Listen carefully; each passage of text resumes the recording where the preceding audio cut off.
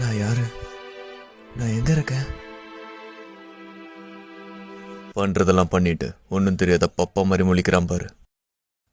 நைனா, ஆத்தா, எப்பரா இருக்கே மௌனே? நம்ம கிளான்காரங்கெல்லாம் உன் மேல செம்ம பாஸ்தல இருக்கானுங்க. உன் நைனாவால கூட உன்னை காப்பாற்ற முடியாது.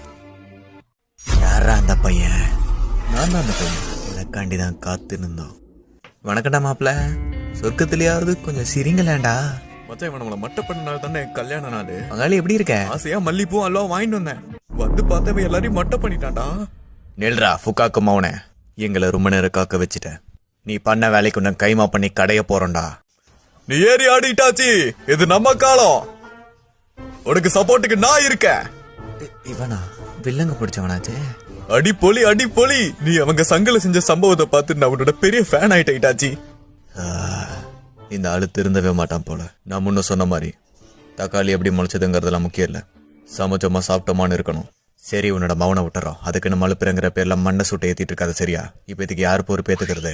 அடச்ச, அந்த சனிய சாஸ்கே கையிலையா நான் சாகணும். அந்த உச்சிக்காகலான சேர்ந்தவனுக்கு மட்டும் என்கிட்ட கிடைச்சானுங்க, கும்மு கும்முன்னு கும்மி கண்டம் துட்டமா வெட்டி களைச்சு போட்டுருவேன். நாங்க என்ன சீட்டு கட்டா கழிச்சு போடுறதுக்கு?